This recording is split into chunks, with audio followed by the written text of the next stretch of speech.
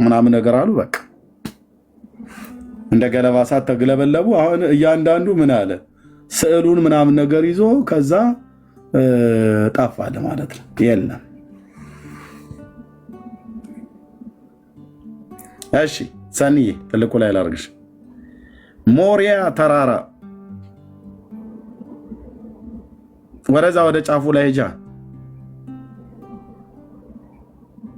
ደብረ ዘይት ነው የሚታየው። ማይክሽን ክፈችው፣ አይሰማም። ደብረ ዘይት ነው አይደል? ይሄ ፊት ለፊት ላይ ያ ደብረ ዘይት ነው። ደብረ ዘይት ያ ይሄ የሚታየው መስጊዱ ነው ማለት ነው።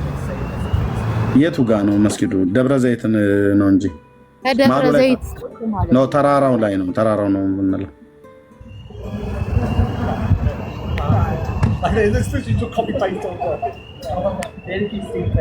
ይሰማል? ዙም ማድረግ ይቻላል እንዴ? ችግር የለውም። አዙሪ ደብረ ዘይት ፊት ለፊት ላይ ይታያል። ከዛ ወደ ቢታንያና ቤተፋጌ ያሉት ወደዚህኛው ወደ የትኛው ወደ ግራ ሳይድ ነው መሰለኝ። ወደ ግራ ቤተ መቅደሱ ማለት ነው። እዚህ ላይ ይታያል። ቤተ መቅደሱማ እዚህ ጎድጓዳ ውስጥ ነው። ጎድጓዳው? እኔ ላይ ደብረ ዘይት ላይ ነኝ ያለሁት። ደብረ ዘይት እዚህ ላይ ተራራው ላይ ማለት ነው። ተራራው ላይ። እሺ ወደዚህኛው አዙሪ እስቲ። ወደ ሳውዝ ወደ ቤርሸባ አቅጣጫ፣ ወደ ቤርሸባ ወደ ደቡብ ማለት ነው። እንደሱ አዙሪ አዙሪ። ይሄ ሞሪያ ተራራው ማለት ነው ወገኖች። አብርሃም ልጁን ይስሐቅን የሰዋበት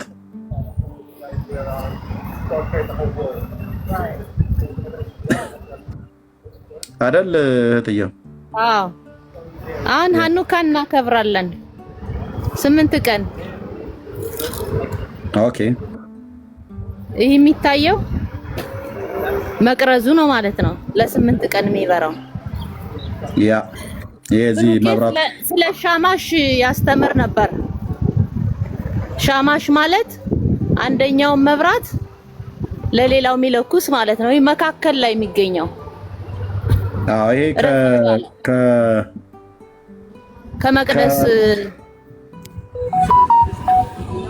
ከመቅደሱ መታደስ ጋር ነው፣ ከሆነ ነገር ጋር አገናኝቶት ነው። ግን ቢብሊካል ግን ይሄኛው በመጽሐፍ ቅዱሳዊ አይደለም። ይሄኛው 8ቱ 8 ቀን ያኔ የቤተ መቅደስ መታደሱ ነው። ቀን የምትበራው እንትን ዘይት ለ8 ቀን በራች ማለት ነው። ነስ ሀኑካ ወይ ሚራክል ሀኑካ ይባላል። ያ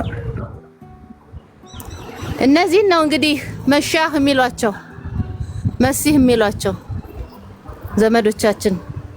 ኦኬ። አሁን ኦኬ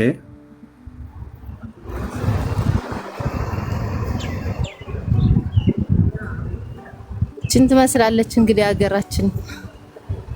ብዙ ጊዜ ቤተ እስራኤላውያን እዚህ ነው መጥተው ጸሎት የሚያደርጉ የስግድ በዓል። ባለፈውም ላሳየህ ነበር፣ ጫጫታ ነበርና ምንድነው እዛ ኢትዮጵያ በነበሩበት ሰዓት ተራራ ቦታ ሄደው ነበር የሚያመሰግኑ እግዚአብሔርን የሚጸልዩ። ለዛሬ ዓመት ወደ ኢየሩሳሌም እያሉ ማለት ነውና ያንን በማስመልከት እዚህ ተራራ መጥተው ይጸልያሉ። ያ መቼ ነው የምትመጣ? ምን ባለፈው ጦርነት እኮ ገጠማችሁ እንጂ እኮ ልንመጣ ነበር። ኑ ከዓለም ዙሪያ ብዙ ሰዎች እኮ እንደምንገናኝ ተቀጣጥረን ነበር። ያ ጌታ ይረዳቸዋል። ኑ እንግዲህ እንግዳ እንቀበላለን።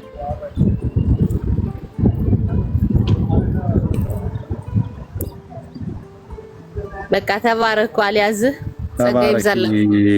ምንድነው ይሄ? ጣሪያ ነው ምንድነው ወይስ ሲሚንቶ? አዎ እንትን ነው።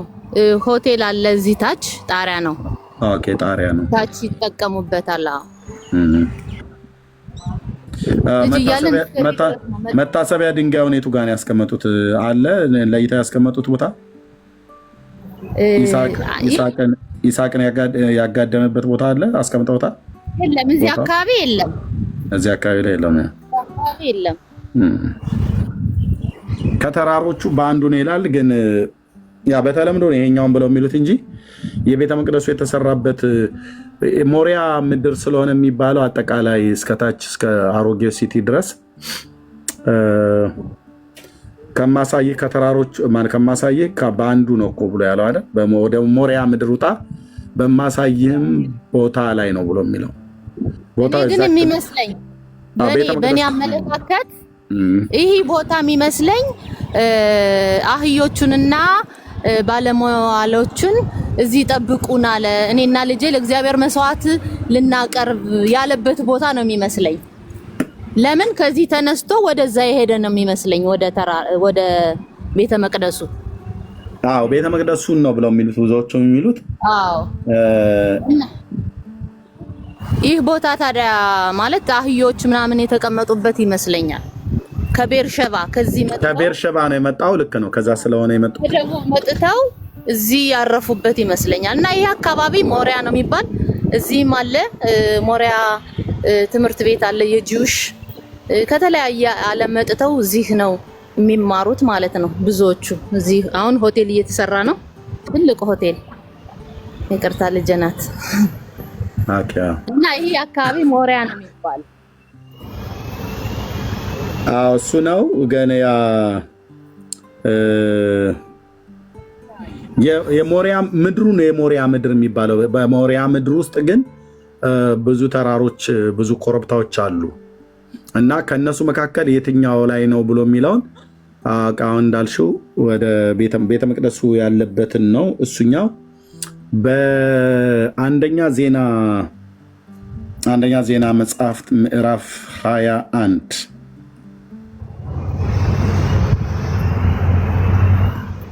አንደኛ ዜና መጽሐፍ ምዕራፍ 21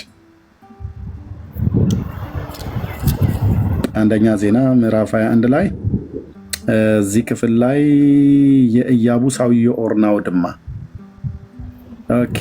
ከዛ መላእክትን ሰደደ ጌታ መላእክትን የሚልከው ከዛ ያሳየ እኔ አይደለሁም ብሎ አለ። ከዛ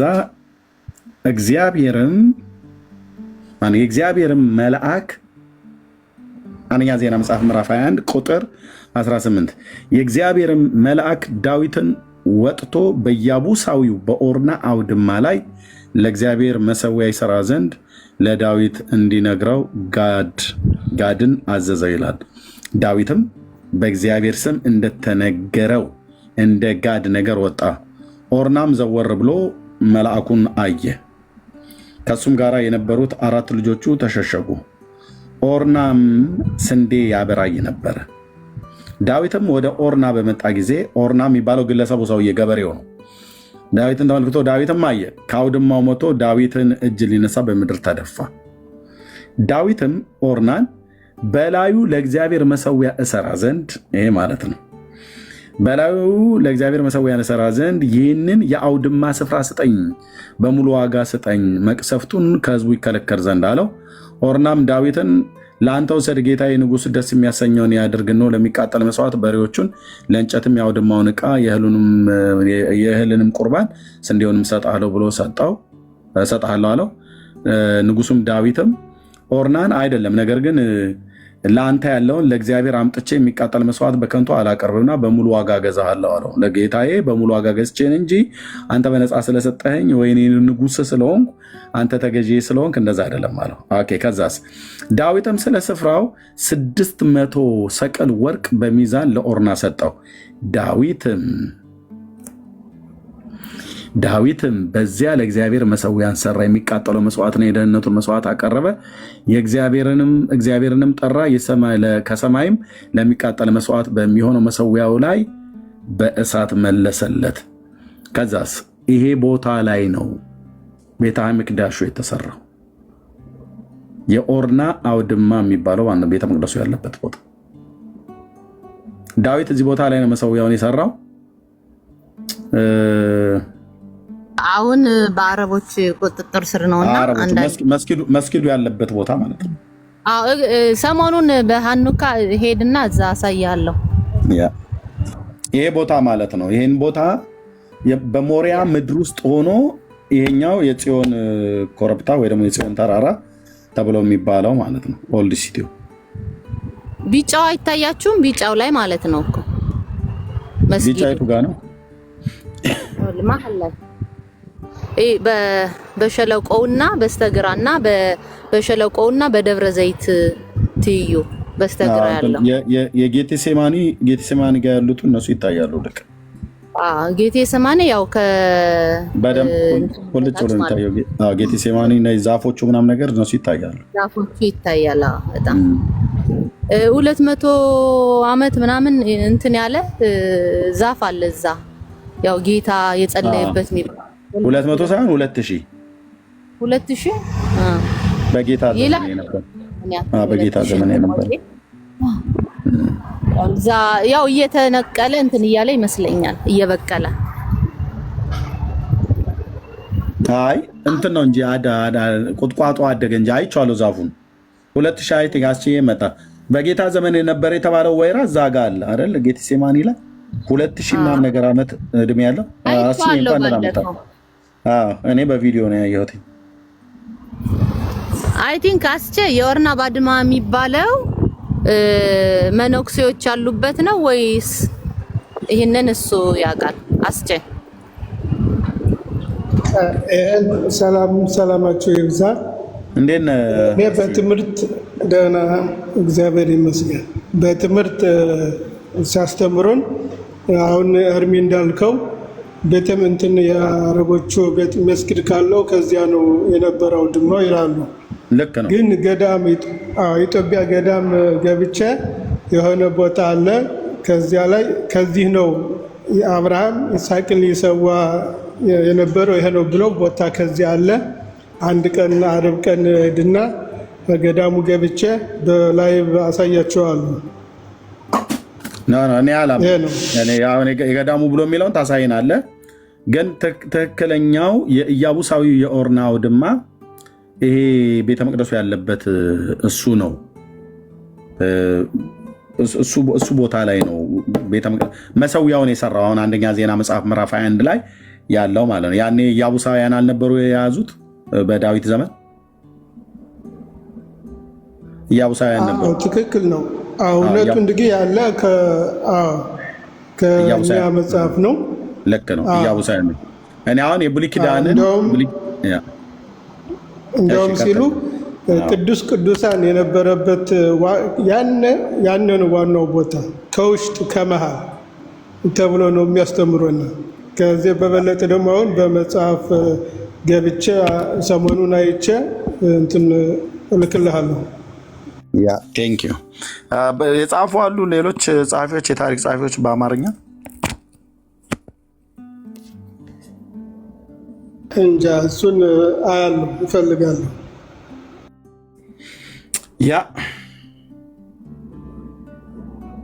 ይሄ ተራራ ነው እንግዲህ ወገኖች። አሁን ሰኒ በዚህ ሰዓት በደከመኝ ሰዓት ገባችና መጣች። ይሄ ተራራ ነው እንግዲህ የጌታ ኢየሱስ ክርስቶስ እግር የሚረግጠው።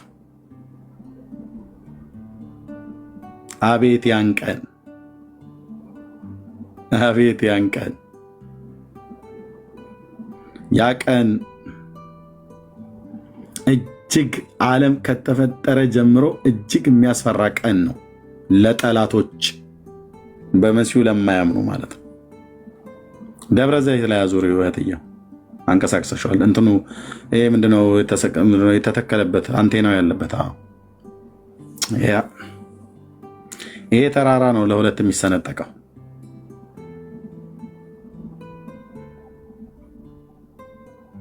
እዚህ ተራራ ላይ ነው ጌታም ያረገው። ከዚህ ተራራ ላይ ወደ ደብረ ዘይት አወጣቸው፣ ወደ ቢታንያ። ከዚህ ተራራ ላይ ነው ያረገው። አለ አይደል? ቱሪስቶች እየሄዱ ያዩታል አይደል? አስቼ ያረገበት ተብሎ የተባለውን ቦታ። አዎ በደንብ እግሮቹ የቆሙበት። አዎ እነዚህ ወደዚህ ነው የወሰዳቸው። ምስራቅ ማለት የምስራቁ ፓርት ማለት የቤተ መቅደሱ ምስራቁ ፓርት ከዚህ ተራራ ላይ ነው ያረገው ጌታ ኢየሱስ። የዛሬ 2000 ዓመት እዛ ቦታ ላይ ብንሆን እዚህ ተራራ ላይ ነው። ሲመጣም እዚህ ተራራ ላይ ነው ያጣ። ጥያቄ አለኝ ወንጌላዊ። ይህ ነው አይደለ ሸለቆ በቤተ መቅደሱና በደብረ ዘይት መካከል ያለው ልጆቻቸውን የሚሰዉበት የነበር ያ ክፉ ንጉስ ምናሴም የላም ሸለቆ የሚባለው አይደለ? ያ የጊዮን ሸለቆ የሚባለው ማን ነው? የጊዮን አጥል የሆነም ሸለቆ እዚህ ማለት ነው። ያ ይሄ በጣም ዙሪያውን የተያያዘ አይደል? አዎ የተያያዘ ነው። ሁሉም እኮ ታሪኩ ልክ እንደ ሰንሰለት ነው።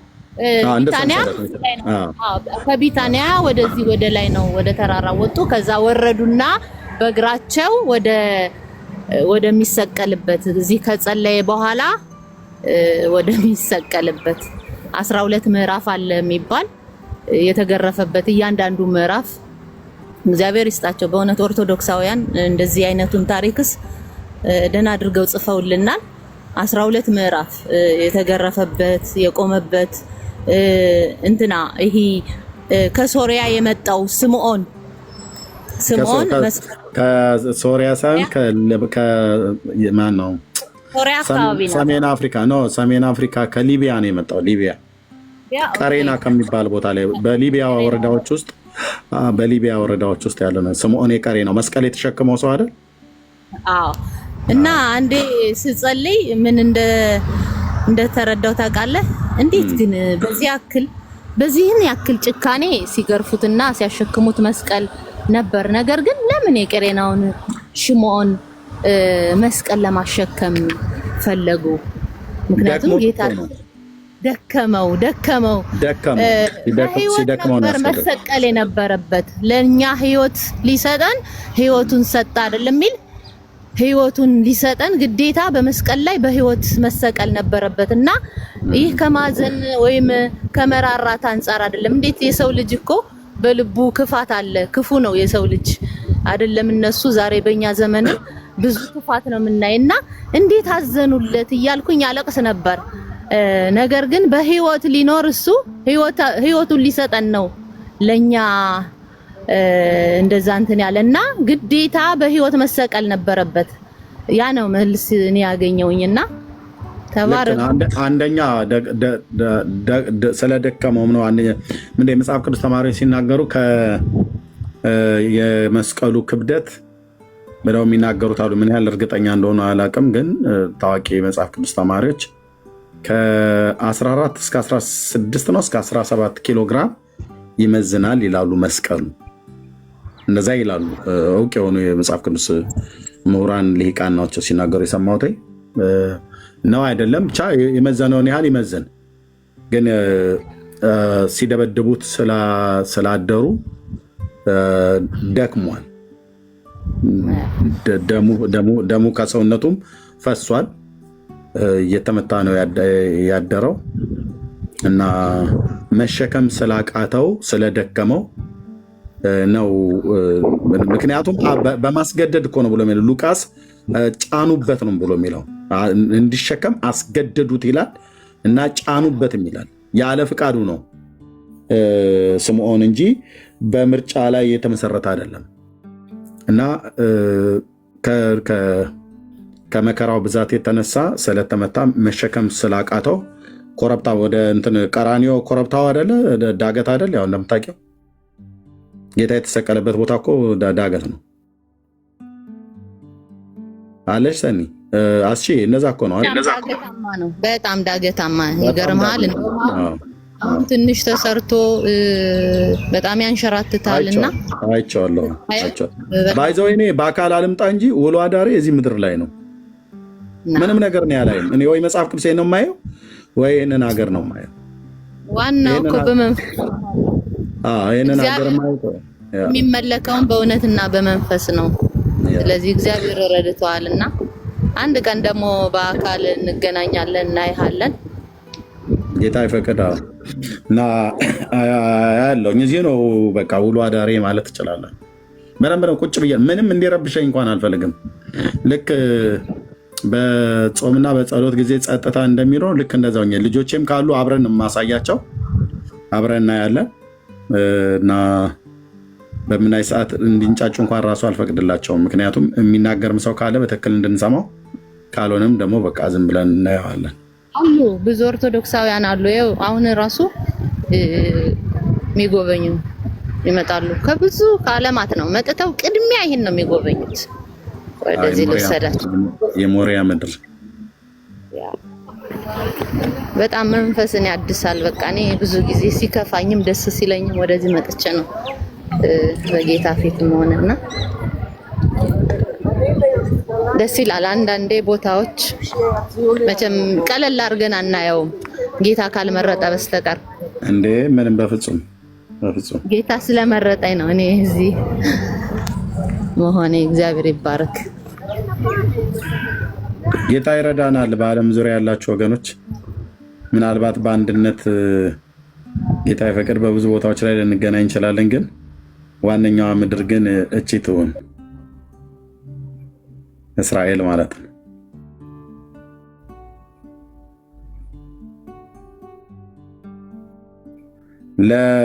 ለሶስት ለአራት ሳምንት ያህል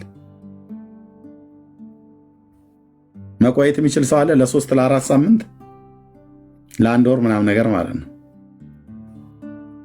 ያ አንድ ቤት እንከራየላችሁና ለቤተሰብ እንደዛ ነው። ለአንድ ወር ጥሩ ነው። ብሩክ አለ። ኧረ ብሩክ ያው የጫጉላ ሽርሽሩን እዚህ ነው የሚያደርግ። ውቤ ያለሽ አይደል? አዎ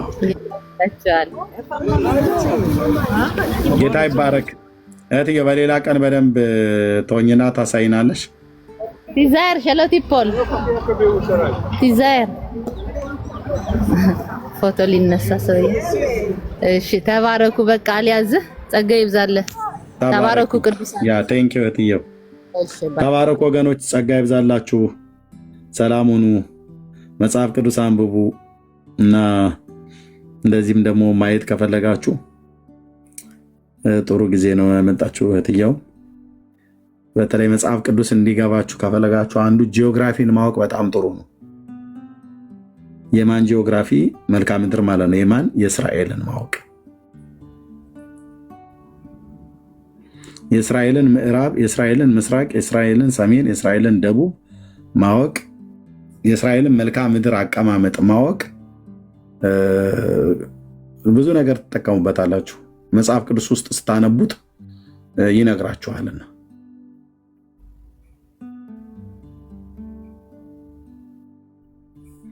በግሩፕ ነው የምንሄደው ወገኖች፣ ጌታ ቢፈቅድ በግሩፕ ነው የምንሄደው።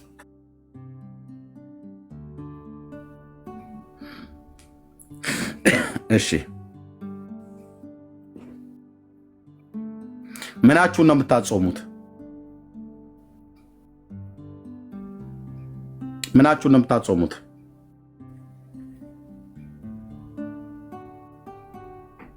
በቃ ተውት። እሺ ምናችሁን ነው የምታጾሙት?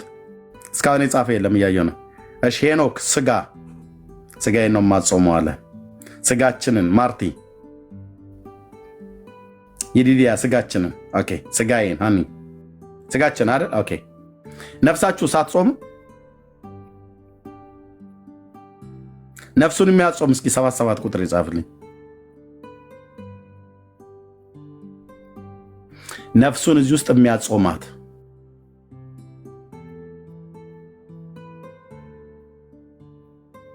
ነፍሱን የሚያጾማት። እሺ ነፍሳችሁን ከምን እንደምታጾማት? ስጋችሁን ከእንጀራና ከሚበላ ከምናምን ነገር ነው። ነፍሳችሁን እስከምን እንደምታጾሟት?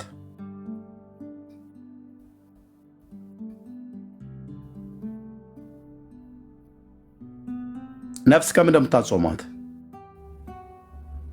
ከኃጢአት፣ ከምኞት፣ መኩሪያይ ከምኞት።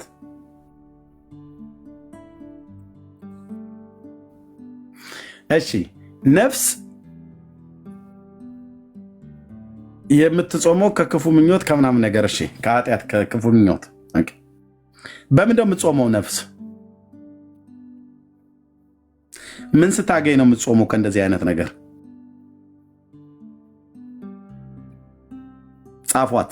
ጻፏት። ጌታ ኢየሱስ ምስክሬ ነው። ጻፏት። በጣም ይጠቅማቸዋል። ነፍስ ምን ስታገኝ ነው ከነኛውን ካላችሁት ክፉ ነገር ከምናምን ነገር የምትጾመው? ኦ ከእግዚአብሔር ቃል ቅዱሱን ቃል ስትበላ ቅዱሱን ቃል ስታውቅ ከዛ ምን ትላለች? ከክፋት እየራቀች ትመጣለች። ክፉ ሐሳብ ሁሉ ይጠፋል ማለት ነው። በእግዚአብሔር ቃል ይሸነፋል። ምሳሌ 19 ቁጥር 2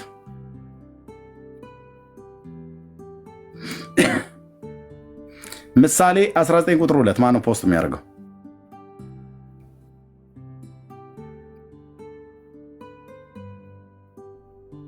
ምሳሌ 19 ቁጥር 2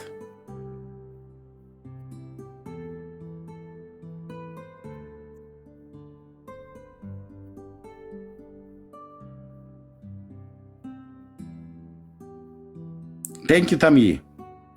ነፍስ ዕውቀት የሌለባት ትሆን ዘንድ መልካም አይደለም፣ እግሩንም የሚያፈጥን ከመንገድ ይስታል ይላል። ዋና የፈለግኩትኝ ነፍስ ዕውቀት የሌለባት ትሆን ዘንድ መልካም አይደለም ይላል። የማን ቃል ዕውቀት ነው ሊኖራት የሚገባው? የእግዚአብሔር ቃል ዕውቀት። ስለዚህ ነፍሳችን የእግዚአብሔርን ቃል መብላት አለባት የለባትም? መጥገብ አለባት የለባትም? ሰው ነፍሱንም ስጋውንም አስርቦ ጾም ጸሎት ይገባል። ተሸናፊ ነው ይሄ ሰው፣ ወዳቂ ነው ይሄ ሰው። ነፍሱንም ስጋውንም ሰው ያጾማል። የነፍስ መብል ምንድን ነው? የእግዚአብሔር ቃል፣ ቅዱሱ ቃል ማለት ነው። ብዙ ሰው የነፍሱን መብል የእግዚአብሔርን ቃል አይበላም፣ መብላትም አይፈልግም። ማለት የእግዚአብሔርን ቃል ማወቅ አይፈልግም። በስጋው ይጾማል፣ በነፍሱም ጾመኛ ነው። የእግዚአብሔር ቃል የለውም። ሆዱም ባዶ ነው፣ ነፍሱም ባዶ ናት። ነፍሱ ያለ እውቀት፣ ሆዱ ያለ እንጀራ። ይሄ ሰውዬ ምንድን ነው የሚሆነው? ሟች ነው አልኩ። በቃ ሰይጣን ጢባ ጢቤን የሚጮትበት ጢባ ጢቤ አልኩ።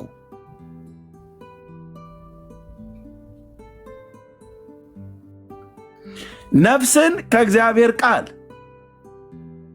ሆድን ከመብል ሁለቱንም ከልክለህ ሁለቱንም አስርበህ ጾም ጸሎት አይሆንም። ነፍስን ጥግብ አድርገህ ብላት። በመጀመሪያ ምን ነፍስ ምንድን ነው የምትበላው? ነፍስ ምንድን ነው የምትበላው? ጻፉት።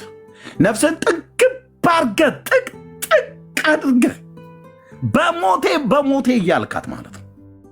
እናቶች ነው የሚያጎርሱ። ነፍስን ጥግብ አድርጋት፣ ታጋሳ በደንብ አልኩ። በቃ ዝም ብለህ ብላ። ምን የነፍስ በምል ምንድን ነው? አዎ በቃ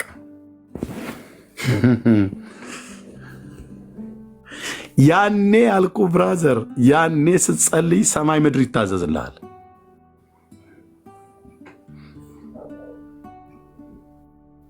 እውነቷን እንነጋገር።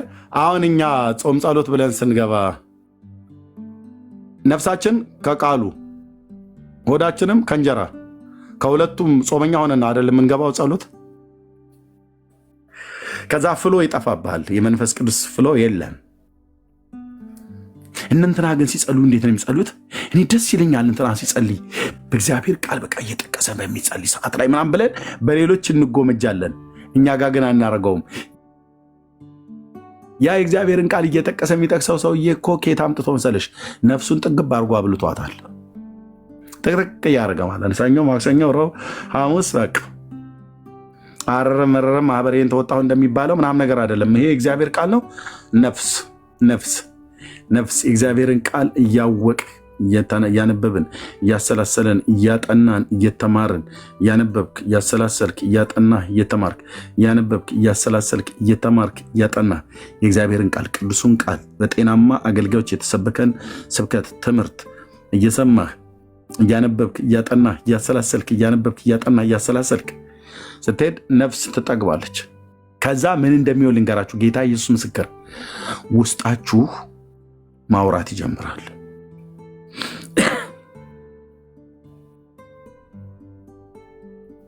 ውስጣችሁ ማለት ነው። ውስጣችሁ ማውራት ይጀምራል።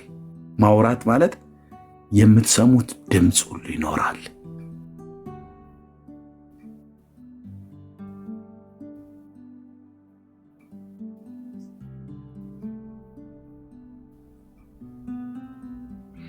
ሁለቱንም አጹመህ ጾም ጸሎት ብለህ አትግባ። ስጋን ከእንጀራ ነፍስን ከእግዚአብሔር ቃል እውቀት ሁለቱንም አጹመህ በስጋህም ረሃብተኛ በነፍስህም ረሃብተኛ ሆነ ጾም ጸሎት አትያዝ። ወንድሜ ከሳሪ ነው የምትሆነው። ነፍስህ የእግዚአብሔር ቃል እውቀት ሳይኖራት ጸሎት ብለህ አትግባ። ብትገባ ምንም የምታመጣው ነገር ስለሌለ ኤርሚያስ እንደዚህማ ብለህ ሞራላችንን አትገለውም ብለህ አትበል። ብራዘር መግደል አይደለም፣ ልብ ብለህ ስማኝ። የእግዚአብሔርን ቃል እውቀት ሳይኖርህ ጾም ጸሎት ብለህ አትግባ።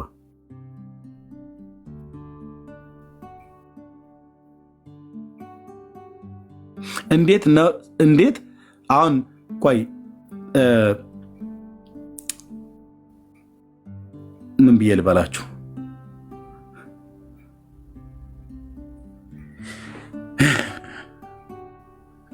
ብቻ ገብቷችኋል።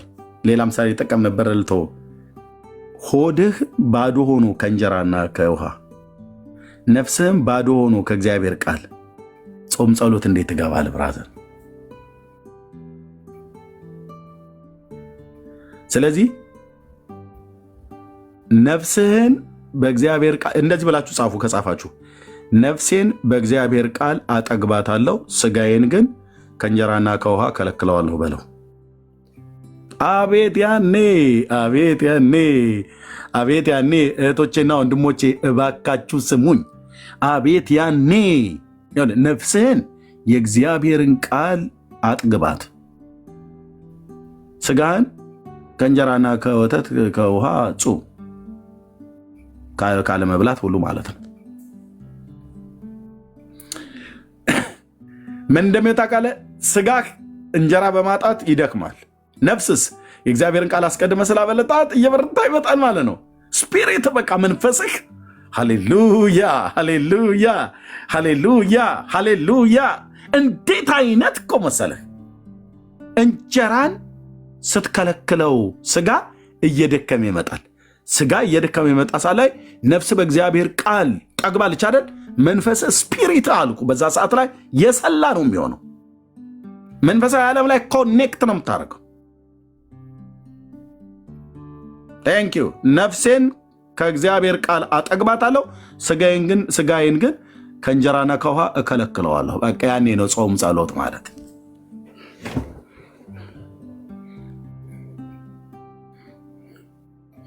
ያኔ ብራዘር ቅድም እንደተባለው የምስራቁንም የምዕራቡንም የሰሜኑንም የደቡቡንም ጂኒ ማንም ይጥራው ከፈለገ ማለት ነው።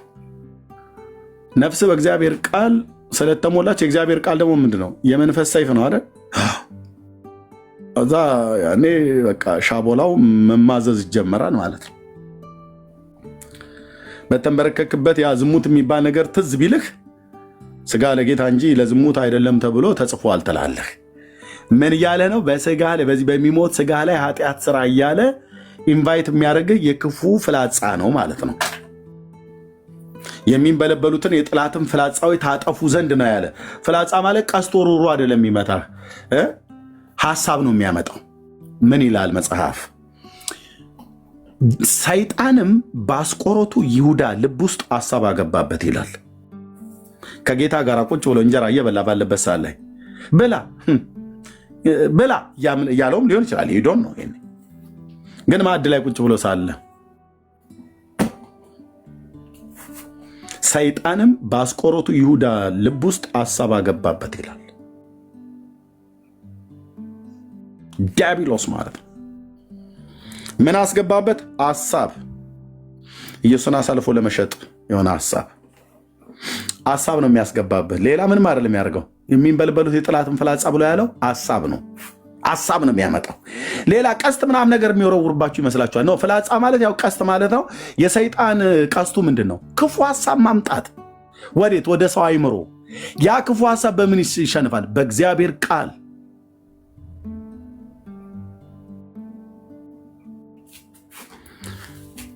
አንደኛ ቆሮንቶስ መጽሐፍ ምዕራፍ 11 ላይ ምዕራፍ 12 ወይ ምዕራፍ 11 ላይ ምዕራፍ 12 ላይ እባብ በተንኮሉ ሔዋንን እንዳሳታት አሳባችሁ ተበላሽቶ ከክርስቶስ ካለ ንጽሕና ላይ እንዳትጎድሉ ብዬ እፈራለሁ ይላል። ምን? አሳቧ ተበላሽቶ። ማን ያበላሸው ሐሳቧን? ሰይጣን። ምን ሰጥቷት? የተበላሸ ሐሳብ ሰጥቷት ሐሳቧን አበላሸ። ኦ ጌታዬ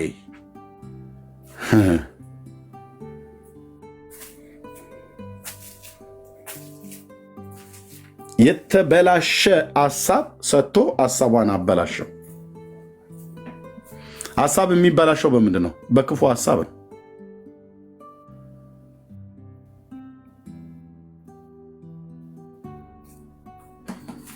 እባብ በተንኮሉ ሔዋንን እንዳሳታት ሐሳባችሁ ተበላሽቶ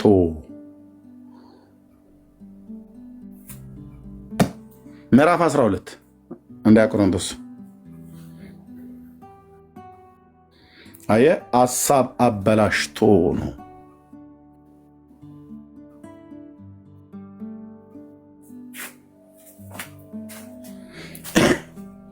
ነፍሳችሁ የእግዚአብሔርን ቃል ሳትሞላ ጾም ጸሎት እያላችሁ የምትሉ ሰዎች አጸልዩ ብዬ ባላችሁም ግን ብዙ ውጤታማ አትሆኑም። ግን የእግዚአብሔርን ቃል ብሉ።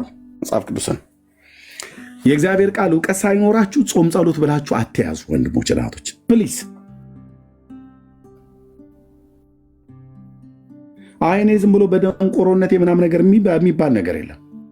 የእግዚአብሔርን ቃል አላወቅክም ማለት ምንድነው? የመንፈስን ሰይፍና ጋሻ ሊያስቅም አለ። የእግዚአብሔር ቃል ምንድን ነው? ጋሻ ነው ይላል አይደል? ከብርና ከወርቅ ይልቅ የነጠረ ነው፣ ለሚታመኑበትም ጋሻ ነው ይላል። የእግዚአብሔር ቃል ምንድን ነው? ጋሻ። ጋሻ ምንድነው ጥቅሙ? ከጠላት የሚወረወርብህን የምትከላከልበት ማለት ነው። ደግሞ ጋሻ ብቻ አይደለም የእግዚአብሔር ቃል፣ ሰይፍም ነው። ሰይፍ ምንድን ነው? ጠላታችንን የምንመታበት ነው ማለት ነው። ከጠላትም የተወረወረውን ፍላጻና ቀስት ምንድነው ብለህ ምትለ እንዲህ ተብሎ ተጽፏል ብለህ ልክ እንደ ጌታ እንደ ኢየሱስ ክርስቶስ ትቃወመዋለህ ማለት ነው። እና ደግሞ የጠላትንም የዲያብሎስን ምሽግ ለማፍረስ ምንድነው የምታደርገው? እንዲህ ተብሎ እንደተጻፈ የሚነቀለው ይነቀል ብለህ ስትል ጌታ እግዚአብሔር በአፍህ ላይ ያስቀመጠው ቃል ይሰራል ማለት ነው። ኦ ሃሌሉያ! ጌታ ኢየሱስ ለዘላለም ስም ይባረክ። አሁን ብዙዎች ስጋቸውም ጾመኛ ነው፣ ነፍሳቸውም ጾመኛ ነው። ስጋቸውን ከእንጀራ አጹመውታል፣ ነፍሳቸውን ከእንጀራ አጹመው ስጋቸውን ከእንጀራ አጹመውታል፣ ነፍሳቸውን ከእግዚአብሔር ቃል አጹመውታል። በሁለቱም ባዶ ናቸው። ከዛ ስጋህ እየደከመ ይመጣል። ነፍስ ኦልሬዲ ደክማለች፣ ውስጥ መብል በማጣት ደክማለች። መብሏ ምንድን ነው? የነፍስ መብል ቅዱስ ቃሉ። እሱን ካነበባችሁ ቆይቷል። ስለዚህ በቃ የለም ማለት ነው።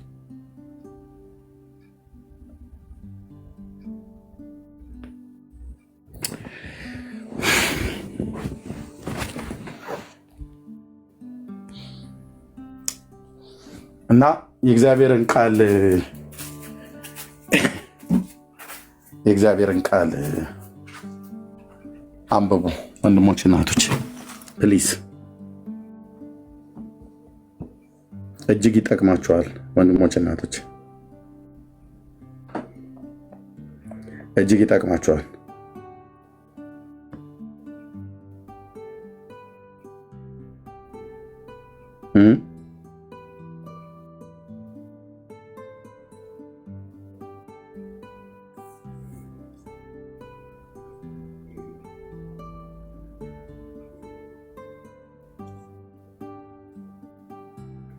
የእግዚአብሔርን ቃል በደንብ አንብቡ።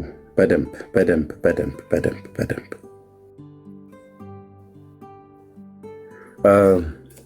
ጌታ ይባረክ። ማን ነው? አንደኛ ቆሮንቶስ አልኩህ። ሁለተኛ ቆሮንቶስ 11 ሶሪ ወንድሜ፣ የጥያቄ ምልክት የጻፍከው ወንድም። ሁለተኛ ቆሮንቶስ 11 አንደኛ ቆሮንቶስ 11 ያልኳችሁ ተሳስቼ ነው። ሁለተኛ ቆሮንቶስ 11 ማለት ነው። ኦኬ፣ ሁለተኛ ቆሮንቶስ 11 በእግዚአብሔር ቅናት እቀናላችኋለሁ እና እንደ ንጽሕት ድንግል እናንተን ለክርስቶስ ላቀርብ ለአንድ ወንድ አጫችኋለሁ ካለ በኋላ ነገር ግን እባብ በተንኮሉ ሔዋንን እንዳሳታት ይላል። በተንኮል ሐሳባችሁ ተበላሽቶ ሐሳብን የሚያበላሸው ክፉ ሐሳብ ነው። ስለዚህ የእግዚአብሔርን ቃል ሳታነቡ የእግዚአብሔርን ቃል ለነፍሳችሁ መብል አድርጋችሁ ሳትበሉ ነፍስህ ሁልጊዜ ጠግባ ነው ጾም ጸሎት መግባት ያለብህ። ነፍስህን ያልኩት ስጋችሁን አጥግባችሁ አላልኩም። ነፍስህ ሁልጊዜ ጠግባ ነው ወደ ጾም ጸሎት መግባት ያለብህ። ነፍስን በምን እንደምታጠግባት? ነፍስ በምን እንደምታግበው?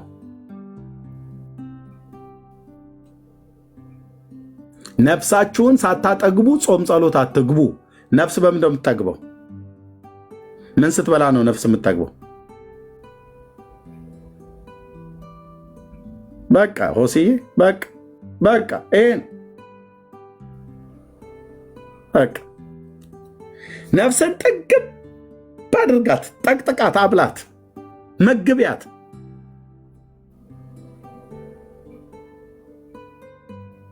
በግል መጽሐፍ ቅዱስን በማንበብ ጤነኛ አገልጋዮችንና አስተምሮታቸውን በመስማት የእግዚአብሔርን ቃል ማለት ነው። አጥግቢያት ነፍስሽ። አሁን የእያንዳንዳችን ነፍስ ቢታይ ቪዲዮ ክፈቱ ብዬ ብላውን ቢከፍት የእያንዳንዳችን ሰውነት ይታያል። ማን እንደወፈረ ማን እንደቀጠነ ይታያል? አይታይም። ቤኪያም ብዙ ጊዜ ቪዲዮ ከፍቶ ይታያል። እኔም ቪዲዮ ከፍቼ ይታያለሁ። ሆሲም ባለፈው ነው ቪዲዮ አየሁላት። እንደዚህ አለው ቪዲዮ የሚታይ። አሁን ሁላችንም በዚህ ብንከፍት ይታያል? አይታይም? ስጋችን እንደወፈረና እንደቀጠ ወፈርሽ ሆሲ ጨምረሻል ወይ ቀነስሽ፣ በጣም ናይስ ነው ምናምን ነገር ተብሎ ይባላል። ኤርሚ ጨመርክ እኮ ቤኪ ምናምን ነገር ጨመርክ ቀነስክ እንደ ተብሎ ይባላል ስለሚታይ አይደል? እሺ የኤርሚያስ ነፍስ የከሳች ነች ወይስ የወፈረች ነች? አሁን የጠራት የሆሲ ነፍስ የወፈረች ነች ወይስ የከሳች ነች? የቤካ ነፍስ የወፈረች ነች ወይስ የከሳች ነች? የወንድሜ የአብነት ነፍስ የወፈረች ነች ወይስ የከሳች ነች? ነፍስ መወፈሯና መክሳቷ በምን ይታወቃል?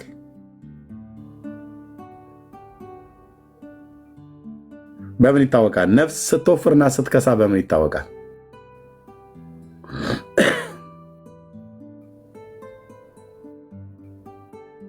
እሺ ይታወቃል። አርሰንዬ በምን ይታወቃል?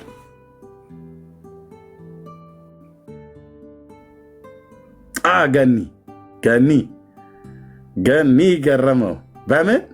በቃሉ በእግዚአብሔር ቃል። በእግዚአብሔር ቃል የተሞላና ያልተሞላ ይታወቃል? አይታወቅም።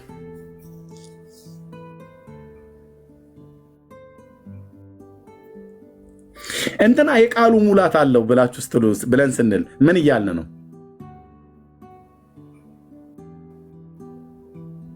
ታውቆበት ነው አይደል? ታይቶበት ነው አይደል? የእንትና ግን የቃሏ ሙላት አይገርምሽም ምናምን ነገር ብለን እንላለን አይደል? የቃሏ ሙላት ማን የሞላት? ያቺ እህት ያልሻት እህት የቃል ሙላት ካላት ያቺ እህት ጠራጊ ነች ማለት ነው። ዝም ብላ የምትበላ ነች ማለት ነው። ምን? የእግዚአብሔርን ቃል እንዴት ሆና? ቁጭ ብላ ማለት በማንበብ ከዛስ በማሰላሰል ከዛስ የእግዚአብሔርን ቃል በሚሰብኩ ሰዎች በመስማት። አንድ ሰው የቃሉ ሙላት አለው ብላችሁ ካላችሁት ወይ ካልሻት ምን እያልን እንደሆነ ልንገራችሁ። ያ ሰው ወይ ያቺ እህት ረጅሙን ጊዜና ዘመናቸው ለእግዚአብሔር ቃል ሰጥተዋል ማለት ነው። ወይ የእንትና የቃል ሙላት ወይኔ በኢየሱስም ጌታ ለእኔ ባደረገልኝ።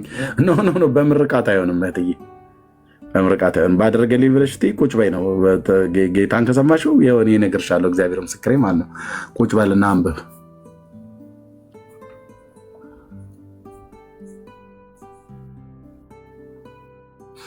ኦኬ። ስጋችን በልተን ሲወፍር በስጋ አይን ሰዎች ሲያዩን ያውቁብናል አይደል? ሌላስ ስጋችን በጣም እንደጨመረ የምናውቀው ምን ላይ ስንወጣ ነው? ወይ ምን ስንሆን ነው?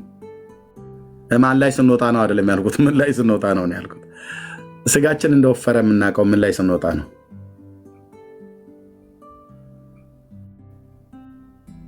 ሚዛን አይደል? ኪሎ ላይ ሚዛን ላይ ስንወጣ ትናንትና 60 ኪሎ የነበረው 116 ያጋድላል ማለት ነው። በኢየሱስ ክርስቶስም ምን ሆኜ ነው ግን? እኔ እኮ ምንም አልበላም ይለው። ውሸት እንዴ! ምንድን ነው? በሽታ ካልሆነ በስተቀር ምንም ሳትበላማ ከ60 እስከ 116 አደርስም። ኧረ እኔ ምንም ይላል። አንዳንዱ 2 እንጀራ ጠርጎ ነው ምንም አፒታይት ያልከፈት ብሏል ብሎ የሚለው እሱን ተወው። በልተህ ነው በልተሽ ነው እትዬ በልተሽ በዚህ አትታሚም። በልተህ በዚህ አትታማም። በልቼ በዚህ አንታማም። በሆድ ጉዳይ ማንም አይቀልድም። ዋናው ለሆድ ነው ብራዘርዬ እያለ ማለት ነው። በልተህ እና በኢየሱስም ወጋው ተነቀልኩት ምናምን ነገር የሚል ነገር አይሰራም። በራስ እጅ አስገብተህ ነው በልተህ ማለት ነው። በምን ይታወቃል? በሚዛን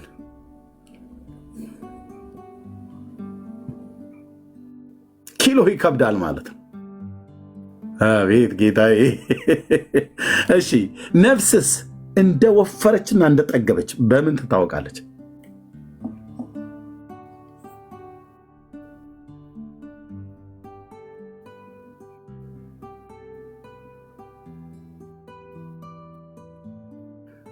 በምን ትታወቃለች? ነው ቃሉንማ ነፍስ እኮ የወፈረችው ቃሉን በልታ ነው የወፈረች። ቃሉን በልታ የወፈረች ነፍስ በምን ትታወቃለች ነው የምለው። ኪሎዋ ምን ያህል ይሆናል? ሲናገር ይህ ምን እንደሆን ልንገራቸው። የእግዚአብሔር ቃልን የጠገበች ነፍስ፣ የመንፈስን ሰይፍ የታጠቀች ነፍስ በምትጸልዩ ሰዓት፣ በምትናገሩ ሰዓት መንፈሳዊው ዓለም ላይ ቃላችሁ ይከብዳል። በክፉ በመናፍስት ኃይላት ላይ ቃላችሁ ይከብዳል። የእግዚአብሔርን ቃል ነው የተሞላው። የጽድቅን ተጽዕኖ እግዚአብሔር ያመጣል በአንድ በኩል።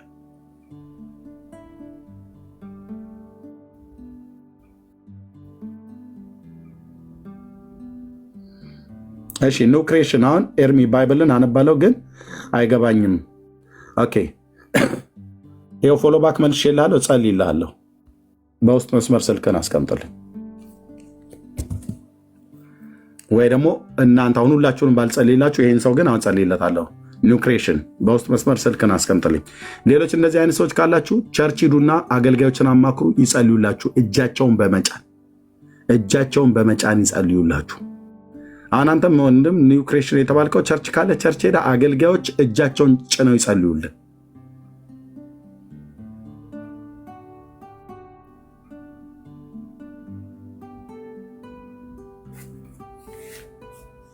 እና የእግዚአብሔርን ቃል መጽሐፍ ቅዱስን አንብቡ፣ እናንብ። ጌታ እግዚአብሔር ዘመናችሁን ይባርክ። ተባረኩ። ጌታ ይወደናል። ነጋችሁን ስታስቡ ለማገልገል የምትፈልጉ ሰዎች ለነገ ለመቆም በእግዚአብሔር ፊት የእግዚአብሔርን ቃል አንብቡ።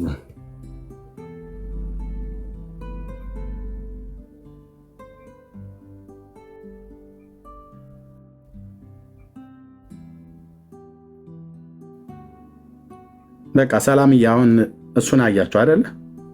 አሁን ምን እንደው ብለሽ ብትይኝ የትምህርት ደረጃ ነግሬያችኋለሁ። ኬት የመጣ ነው? የእግዚአብሔር ጸጋ ብቻ። ጊዜ ሰጥታችሁ አንብቡ። ጌታ ቢፈቅድ ወይ በቸርች ይህን ትምህርት እግዚአብሔር ቢፈቅድ ከኒው ይር በኋላ አገለግለዋለሁ። እግዚአብሔር ቢፈቅድ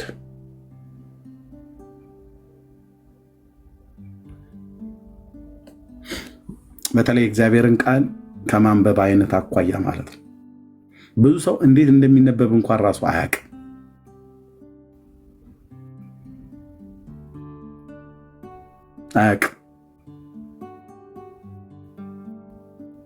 ማንበብ ብቻ እንጂ እንዴት እንደሚነበብ እንኳን አያውቁም። ከየቱ ጋር ምን ጀምረው እንደሚነበቡ አያውቁም። አንዳንድ አገልጋዮችም አይነግሯችሁም፣ ግን እኔ እነግራችኋለሁ። እህቶቼና ወንድሞቼ እነግራችኋለሁ።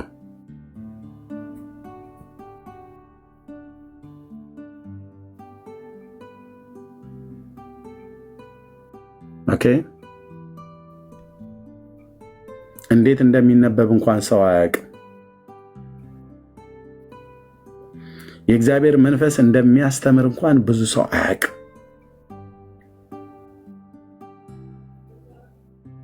እኔ ግን ምስክር ነኝ። ብዙዎች እዚህ ውስጥ ምስክሮች ትኖራላቸው የጌታ መንፈስ እንዴት እንደሚያስተምር። ስሙ ለዘላለም ይቀደስ። ኦኬ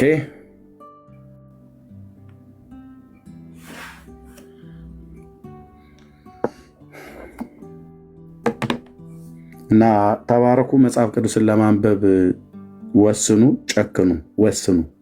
ውሳኔ በጣም ነው የሚያስፈልግ። የእግዚአብሔርን ቃል ለማንበብ ጊዜ ስጡ። ከደከማችሁ ተኙ፣ ከነቃችሁ በኋላ አንብቡ። ረጅም ማንበብ ላይ ይጠበቅባችሁ ይችላል፣ እንዳይደክማችሁ፣ እንዳትሰለችሁ። 2 እና 3 ምዕራፍ ካነበባችሁ በየቀኑ እሱን አሰላስሉት። አንድ አንብባችሁት አልገባ ብሎ ካላችሁ ድገሙት። ምንም አያስሮጥህም፣ ድገመው። ማቴዎስ ወንጌልን ይዘህ ከሆነ ማርቆስ ላይ አትሂድ፣ ሐዋርያት ሥራ ላይ አትሂድ። ዘፍጥረት ላይ ተመልሰ ከኢሳይያስ ትንቢት መጽሐፍ አታንብብ። ማቴዎስ ጋር ያለው ማቴዎስን አጣጥም። ካልሆነ እንደ ቅድሙ ሰውዬ ነው የምትሆኑት። ገብቶ የቱን እንደሚጠይቅ እንኳን ተቅበዘበዘ። በቃ ጌታ ኢየሱስ ምስክር ሪቴት ነው የሚያደርገው አልኳችሁ። በመንፈስ ስትለየው አልኩ። ሰውየው አዲስ ክርስቲያን ስለሆነ ምን ብዬ ልበለው? የተቅበዘበዘ መንፈስ፣ ተቅበዝባዥ የሆነ ማለት ነው።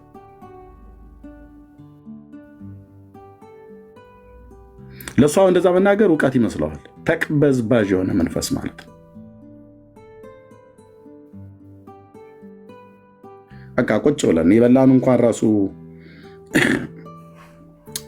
እንደሚስማማ ነው። የበላኑ ራሱ ልናጣጥመው እንኳን ከፈለግን ተረጋግተን ስንበላው ነው አይደል የምናጣጥመው።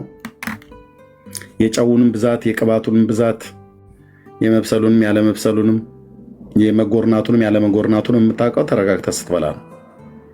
ታጣጥመዋለህ ማለት ነው። የእግዚአብሔርንም ቃል እንደዚህ ቁጭ ብላችሁ አንብቡ። በጌታ ወንድሞቼና እህቶቼ የእግዚአብሔርን ቃል ቁጭ ብላችሁ አንብቡ። መጽሐፍ ቅዱስን ሳታነቡ በነፍሳችሁ የእግዚአብሔርን ቃል ሳትይዙ፣ ነፍሳችሁ ሳትበላ፣ ነፍሳችሁ ረሃብተኛ ሆና፣ ነፍሳችሁ ከስታባችሁ ጾም ጸሎት አትግቡ። ዋናው ጸሎት አይደለም፣ ዋናው የእግዚአብሔር ቃል ነው። የእግዚአብሔርን ቃል የያዘ ጸሎት ኃይለኛ ነው። የእግዚአብሔርን ቃል ግን ያልያዘ ጸሎት ወሬ ነው። ወሬ የእግዚአብሔር ቃልን ያልያዘ ጸሎት ወሬ፣ የቡና ወሬ ልትለው ትችላለህ። ይህንን ያዙ። ኤርምያስ እንደዚህ ብሎ ህዝቡን እያሳሳተ ነው ብላችሁ ከፈለጋችሁ ንገሩ። የእግዚአብሔርን ቃል ቀዳሚ ያላደረገ፣ የእግዚአብሔርን ቃል ያልያዘ ጸሎት እሱ ጸሎት አይደለም፣ ወሬ ነው። ወሬ የእግዚአብሔር ቃል የለህም፣ በቃ ወሬ ልታወራ ነው የገባው። ዝም ብሎ በቃ አርቲ ቡርቲ የሆነ ነገር ምንም እዚህ ግባ የማይባል። የእግዚአብሔር ቃል አለህ፣ አሃ ነፍስህ በእግዚአብሔር ቃል ተሞልታለች። አዎ እንግዳው አንተ ሰው ጾም ጸሎትም ግባ ከፈለክ ማለት ነው። ነፍስ ጠግባለች፣ ነፍስ በልታለች። ስጋ በሚደክም ሳለ ይመጣል ያ ምናምንቴ ማለት ነው። እዛው በተንበረከክበት ዝሙት ሲልህ ከዛም ትላለህ ከነፍስ ውስጥ የተሞለ ምን ይላል ዳዊት? ምን ይላል? ጎልማሳ መንገዱን በምን ያነጻል? ቃልህን በመጠበቅ ነው። በፍጹም ልቤ ፈለግኩ፣ ከትእዛዝ አታርቀኝ። አንተን እንዳልበድል ቃልህን በልቤ ሰወርኩ ይላል።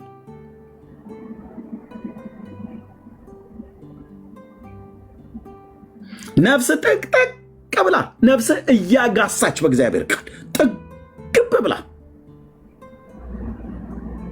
እምብርቷ እስኪፈነዳ ድረስ በላች ተብሎ እንደሚባለው፣ እምብርቱ እስኪፈነዳ ድረስ ነው የበላው ተብሎ እንደሚባለው፣ ነፍስን ልክ እንደዛ ብላት። ምን? የእግዚአብሔርን ቃል ማለት ቁጭ በልና አንብብ፣ ከዛስ አሰላሰል፣ ከዛስ አጥና፣ ከዛስ ከጤነኛ አገልጋዮች የእግዚአብሔርን ቃል ተማር። ነፍስ ጢምቢሯ ዞረ ተብሎ እንደሚባለው አብላት የእግዚአብሔርን ቃል ማለት ነው። ከዛ ጥግብ ትላለች። ያኔ ስጋህን አስርበው ከእንጀራ ከምናምን ነገር ማለት ነው። እና ጾም ጸሎት ብለህ ግባ። የጾመው ምንድነው? ስጋህ ነው የጾመው። ነፍስስ ነፍስማ አልጾመችም። የእግዚአብሔርን ቃል አለ። ነፍስን የምታጾማት ከኃጢአት ምኞት ነው። ከኃጢአት ምኞት ደግሞ የምትጠበቀው የእግዚአብሔር ቃል እውቀት ሲኖራት ነው።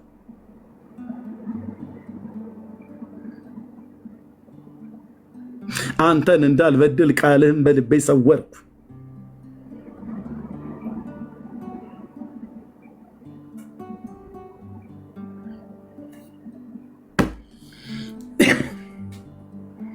አሁን ብዙ ሰው የእግዚአብሔር ቃል በውስጡ የእግዚአብሔር ቃል እውቀት የለውም። ነፍሱም ረሃብተኛ ነች። ሆዱም ከእንጀራ ነፍሱም ከእግዚአብሔር ቃል እውቀት ሁለቱም ረሃብተኛ ሆነው ይገቡልሃል። ሁለት የተራቡ አካሎችን ይዞ ይንበረከካል። ከዛ ሰይጣን ይመጣል። ምን ይዞ? ሐሳብ።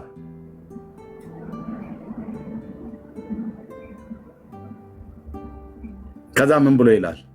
ነፍሱ ባዶውን ስለሆነች እውቀት ስለሌለው ሰይጣን እንኳን ቢያዩ ሂድ አንተ ፈልፈልቱ፣ አንተ ሸረኛ፣ አንተ ምቀኛ ምናምን ነገር ብሎ ከማለት ውጭ ሌላ ነገር አይለውም። ሰይጣን ደግሞ በዚህ ሄዳል አይሄድም። ሰይጣንም ከሱ ዞር ያለው ምን ብሎ ስላለው ነው? አየህ፣ በተጻፈ ቃል ነበር ሲለዋወጡ የነበሩት። ሰይጣንም እየጠቀሰ ሰይጣን ሲጠቅስ ኢየሱስ ምንድን ነበር ይለው የነበረው? ይጠቅስ ነበር ወይስ አይጠቅስም ነበር? ጌታስ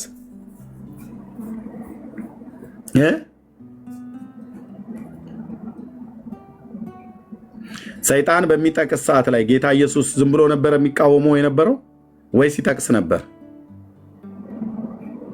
ወድቀ ብትሰግድልኝ ብሎ ሲለው ምንድን ነው ያለው?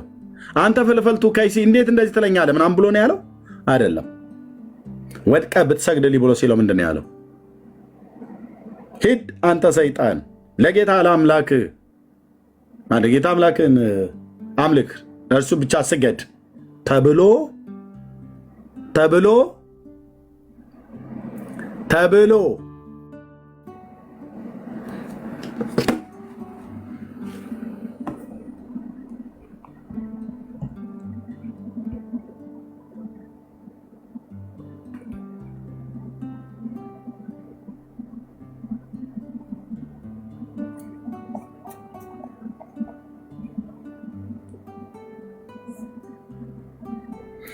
ዲያብሎስም ነው። ከዚያም ወዲያ ኢየሱስ ከዲያብሎስ ሲፈተን ዘንድ ወደ መንፈስም ወደ ምድረ በዳ ወሰደው።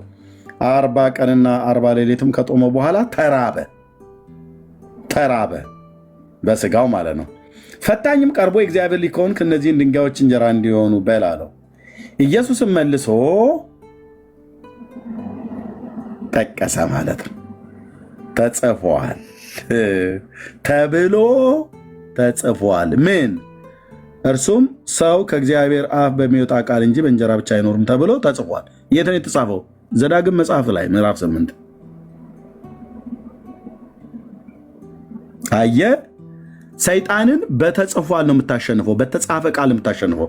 አንተ ሸረኛ፣ አንተ ምቀኛ፣ አንተ መቼም ዓይንህ ደም ይለብሳል ምናምን ነገር ብሎ በሚል ከጎረቤት ሰው ጋር በምትነጋገርበት አይደለም ሰይጣን የምናሸንፈው ተብሎ ተጽፏል። እሺ።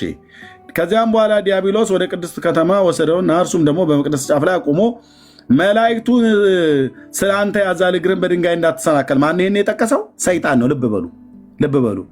እንዳትሰናከል በእጆቻቸው ያነሱሃል ተብሎ ተጽፏልና። እንዴ አየህ፣ ሰይጣንም ተብሎ ተጽፏል ብሎ የሚለው ኢየሱስም ተብሎ ተጽፏል የሚናገረው። ሰይፍ መማዘዝ ይላል። ይሄ ነው። የእግዚአብሔር ልጅ ከሆንክ ወደታች ራስን ወርውር አለው። ኢየሱስም የጌታዬን መልስ ነው መልሰው። ኢየሱስም ጌታ አምላክን አትፈታተነው ተብሎ ደግሞ ተጽፏል አለው። ተብሎ ተጽፏል። ኦኬ። ዲያብሎስ ረጅም ወደሆነ ወደ ትልቅ ተራራ ወሰደ፣ የዓለም መንግስታትን ሁሉ ክብራቸውን አሳየው። ወድቀ ብትሰግድልኝ ይህንን ሁሉ ለአንተ እሰጥሃለሁ አለው። ጌታ ኢየሱስ ምን ብሎ መለሰ? ያን ጊዜ ኢየሱስ ሂድ አንተ ሰይጣን ምናምንቴ፣ ድሮ ሳላቅህም እንዴ ከይሲ፣ ወደዛ ዞር በልልኝ፣ እኔ እንደዚህ አይነት ነገር አልቀበልም ነው ያለው። አይደለም። ሂድ አንተ ሰይጣን ለጌታ ለአምላክህ ስገድ፣ እሱም ብቻ አምልክ ተብሎ ተጽፏልና አለው። ተብሎ 3 ጊዜ ነው የጠየቀው ሰይጣን። ጌታ ምን አለ? 3 ጊዜ ተብሎ ተጽፏል ተብሎ ተጽፏል። ተብሎ ተጽፏል።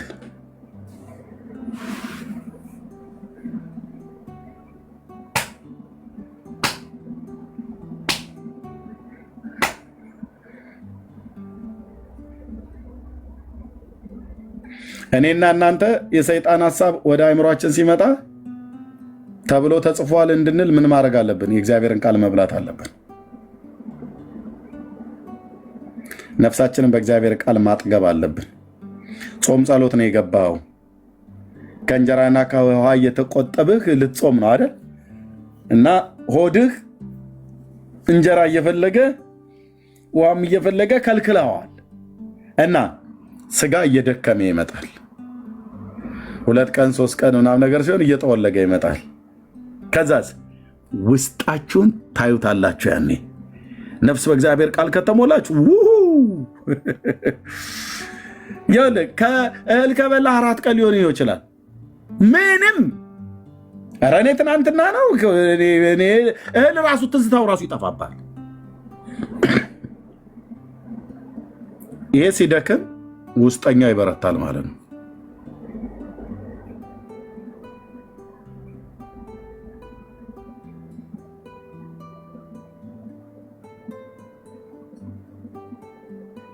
አይ ወንድም አለም እኔ ደስ ባለኝ ነበር። እንዴ ጴንጤ አንዱ ከሚጠላው ነገር ብራዘር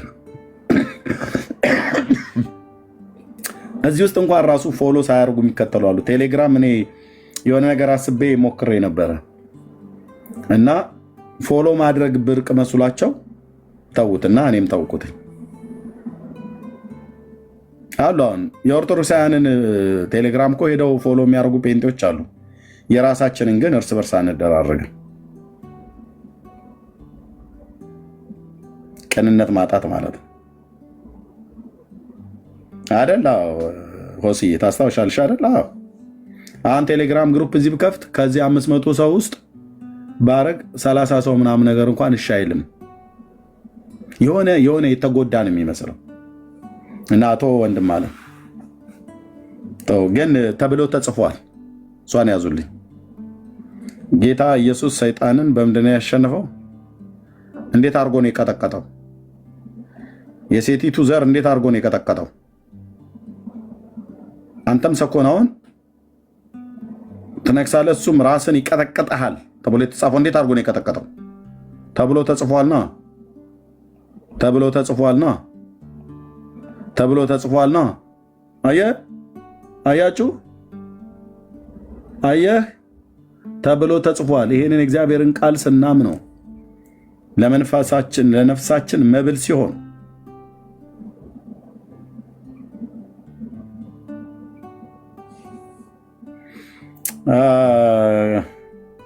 ሰኒ ደክሞኛል